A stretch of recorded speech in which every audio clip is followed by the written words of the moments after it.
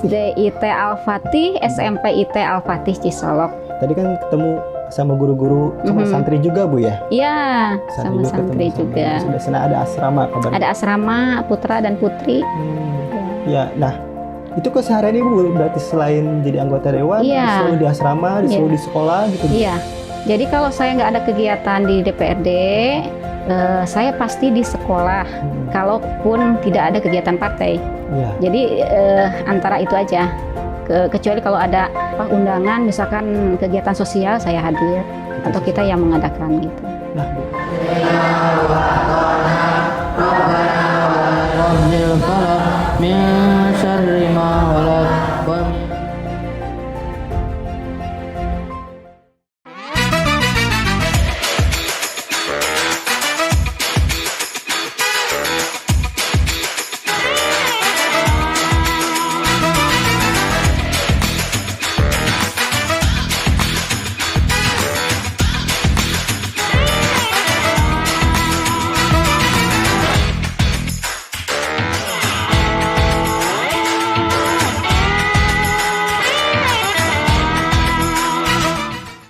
Assalamualaikum warahmatullahi wabarakatuh. Waalaikumsalam warahmatullahi wabarakatuh. Ya, update terus kita bersama anggota Komisi 1 DPRD Kabupaten Sukabumi Fraksi PKS, Bu Leni Liawati. Ibu, terima kasih sudah menerima saya dan menyempatkan waktunya nih. Ya, sama-sama. Alhamdulillah dikunjungi. Di suasana Ratu, karena kita ini lagi di posisi siang ya, panas Bu. Di sini adem gitu. Oh, alhamdulillah. Memang saya ngademin. Ya, betul Bu. Ketemu Ibu hati saya adem gitu Bu. Ya, alhamdulillah. Jadi saya lihat gitu Ibu, habis pulang dari sekolah. Iya. Sekolah SD, SMP, IT ya Bu ya? Iya. Al-Fatih. SD IT Al-Fatih, SMP IT Al-Fatih Cisolok. Tadi kan ketemu sama guru-guru, sama santri juga Bu ya? Iya, sama santri juga. Sudah sana ada asrama kabarnya. Ada asrama putra dan putri. Ya, nah itu keseharian Ibu berarti selain jadi anggota dewan, selalu di asrama, selalu di sekolah gitu Bu? Iya. Jadi kalau saya nggak ada kegiatan di DPRD, saya pasti di sekolah, kalaupun tidak ada kegiatan partai. Jadi antara itu aja. Kecuali kalau ada undangan, misalkan kegiatan sosial, saya hadir atau kita yang mengadakan gitu. Ya. Bu Leni, boleh mungkin kan masyarakat sudah kenal Ibu tuh sebagai anggota dewan, Ibu Leni Liawati dari PKS gitu. Mungkin kita boleh tahu gak Bu soal masa kecil Ibu gitu ya? Ibu lahir asli Cisolok kan ya? Iya, Cisolok. Saya lahir di Cisolok. Ibu saya punya kios buah dulu.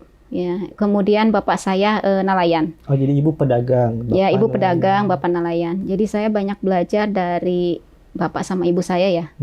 Kalau dari bapak saya banyak belajar tentang tidak boleh putus asa dan tidak boleh menyerah.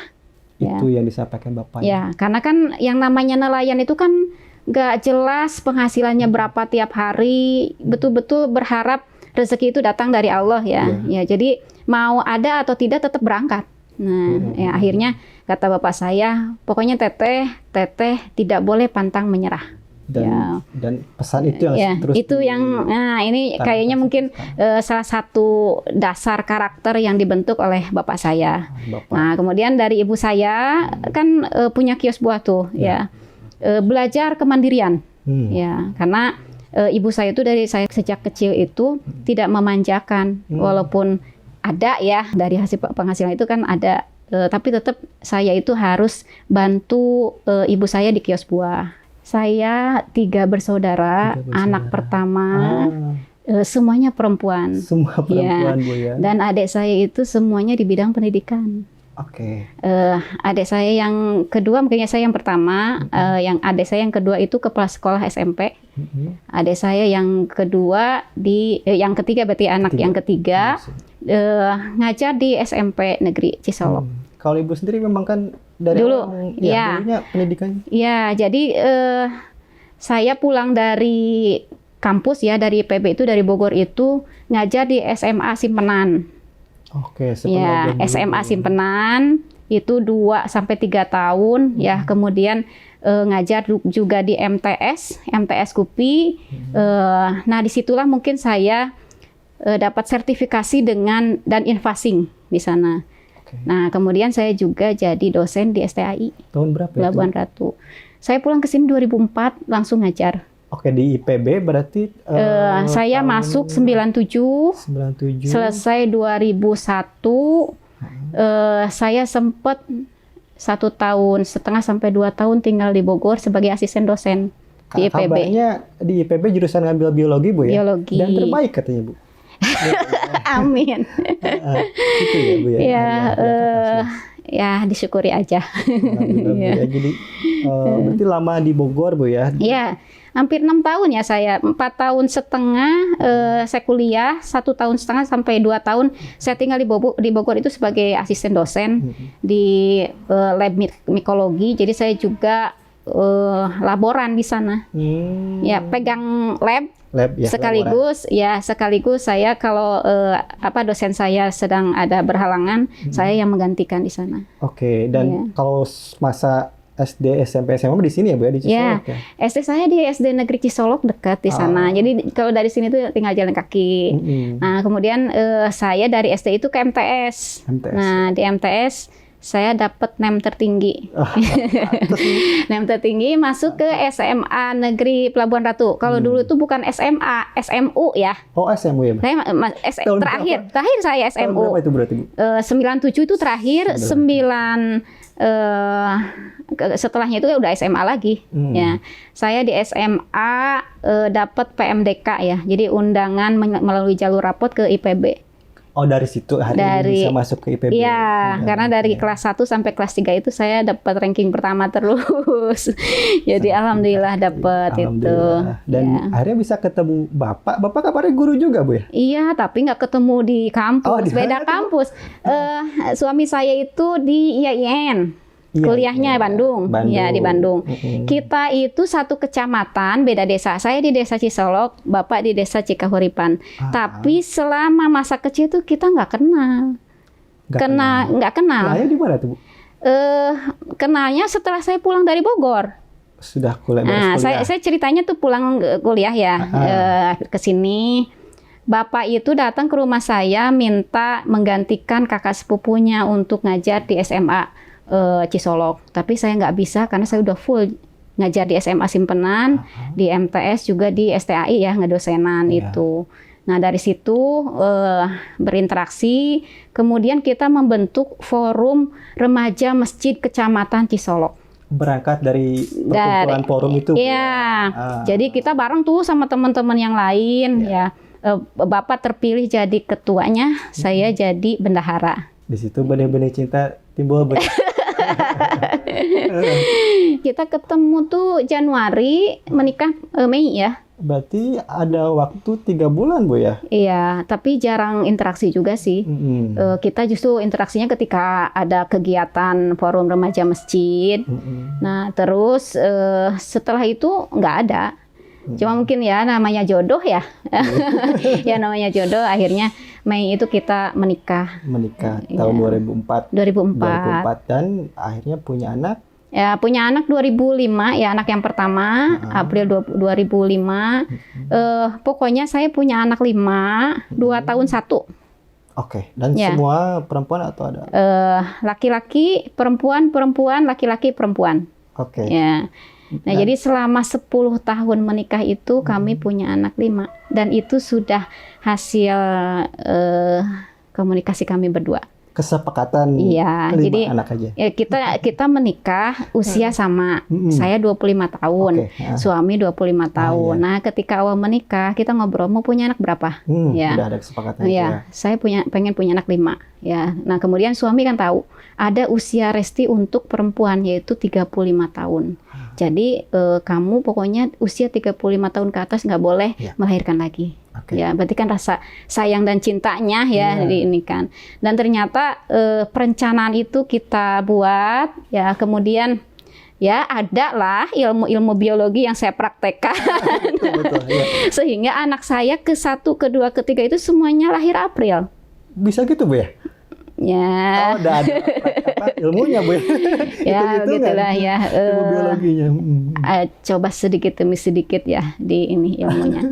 Jadi anak saya 3 April semuanya, 2 tahun 1, Nah, sampai akhirnya anak terakhir itu 2014 saya melahirkan ketika setelah pencoblosan dan setelah pengumuman saya dapat.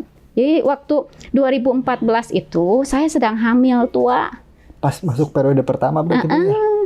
Lagi hamil tua yang kelima. Tua, yang kelima, dan orang tuh nggak tahu saya lagi hamil karena kalau istilah sepuh itu kerombo bokong, nggak kelihatan saya lagi hamil.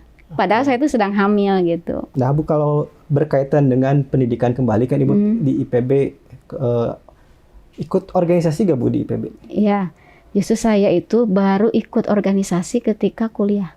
Jadi saya dari sanawiyah, bahkan SMU pun saya nggak ikut organisasi. Baru kuliah ikut. Kenapa? Karena tadi saya diamanahi oleh ibu saya kios buah. Pulang dari sekolah saya harus nungguin kios buah. Ya makanya terbangun tuh ya jiwa usaha dari bisnis dari ibu saya. Makanya saya dulu pernah punya toko mebel, saya yang pegang. Kemudian saya juga buka kerjasama BMT ya, nabung. Kemudian ada yang pinjam juga mengelola seperti itu sebelum saya jadi dewan. Dan sebelum nikah? Setelah nikah ya. Itu. Nah kemudian tadi ya organisasi itu saya ketika masuk IPB tingkat 1 itu saya masih fokus di pendidikan dan saya tidak mau memberatkan orang tua walaupun orang tua itu pasti mensupport ya dari sisi pembiayaan pun. Nah akhirnya karena tadi saya sudah diajarkan mandiri sama orang tua saya, sama ibu saya khususnya. Jadi ketika saya masuk ke IPB itu, saya ikut tes bimbel. Jadi saya ngajar anak-anak SD bimbel. Nah itu mulai dari tingkat 1. Nah ketika tingkat 2, saya diajak sama teman-teman masuk di Wahana Muslim Himabio. Itu kalau bahasanya di jurusan. Di jurusan ada, kalau di SMA itu remaja masjidnya. Kalau di udah kegiatan mahasiswa bukan? Mahasiswa, ya. Kegiatan mahasiswa, saya kan kasih pilihan tuh mau masuk BEM atau Wahana Muslim Himabio. Saya pilih Wahana Muslim Himabio karena waktu itu saya sedang haus-hausnya tentang kegiatan keagamaan, ya. Nah, di Wahana Muslim Himabio itu saya masuk di wirausaha. Jadi bergerak dalam bidang usaha jamur, budidaya jamur. Budidaya jamur. Di situ. Jadi ada sisi pengajiannya, ada sisi usahanya. Kita bersama-sama dengan teman-teman sejurusan di situ. Nah, kemudian ketika masih tingkat 2, saya diajak sama teman-teman aktif di yayasan. Namanya Yayasan Progres Insani. Di situ bergerak dalam bidang sosial dan pendidikan, dan kita itu bersama-sama dengan anak jalanan. Jadi saya setiap hari Minggu itu pasti ke Paledang untuk ngajar anak-anak jalanan. Mereka itu nggak sekolah. Jadi ada namanya Sanggar Ahad. Kita buka sekolah non formal di sana. Untuk anak jalanan. Anak-anak jalanan, ya. Jadi dan kita support untuk mereka masuk ke formal. Jadi kita masukkan dulu paket, ya. Kemudian, nah pas SMP-nya sudah bisa masuk formal, ya, karena sudah dapat paket A. Jadi ikut ngedampingi juga, Bu? Iya, mendampingi setiap hari Ahad ya, Sanggar Ahad. Setiap hari Minggu itu sama anak-anak jalanan, ya usia kelas 5 SD lah, 5 sampai 6 SD, mereka masih non formal, kemudian ikut paket A. Nah, ketika SMP itu kita carikan orang tua asuh dan mereka bisa masuk ke SMP negeri. Oke, dan itu jadi pengalaman bagi Ibu juga ya? Iya, dapat ilmu sosial, pendidikan, ilmu dagang juga ada lagi lagi Bu selama di masa di kampus. Nah, ceritanya hingga tertarik masuk politik tuh motivasi Ibu dari mana gitu, Bu? Nah, iya. Nah, masuk ke tingkat 3 ya. Tingkat 3 mau ke tingkat 4. Saya masuk HMI. Oh, ikut HMI Bu ya? Ya, saya ikut HMI ya. Kemudian setelah itu saya juga masuk karena saya tinggal di Bogor Tengah.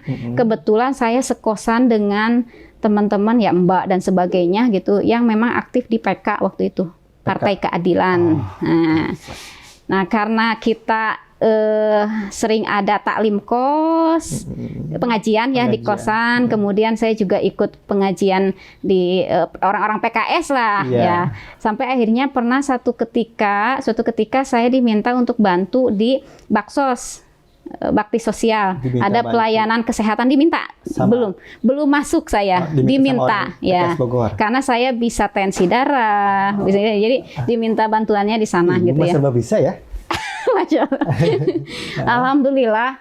Dan akhirnya bisa masuk PKS itu setelah diundang itu, Bu. Ya. Terus, sebetulnya interaksi itu udah lama kan, karena di kosan kan, ya rata-rata mbak-mbaknya di PKS lingkungannya udah terbentuk. Cuman kenapa saya belum masuk terjun ke partai? Karena mungkin saya masih sibuk dengan kuliah ya. Kan tadi Senin sampai Sabtu saya di kampus, siangnya saya ke Lembah Parigi Sekolah Alam, besoknya hari Ahad, hari Minggu saya di Paledang sama anak-anak jalanan. Jadi ya seperti itulah ya ritme saya, makanya saya jarang pulang dulu. Dan saya jarang pulang. Singkat cerita akhirnya bisa masuk PKS. Nah, ya itulah saya diamanahi masuk di salah satu bidang, namanya bidang pembinaan umat, BPU. Saya diminta sama Mbak yang suka ngisi taklim di kosan.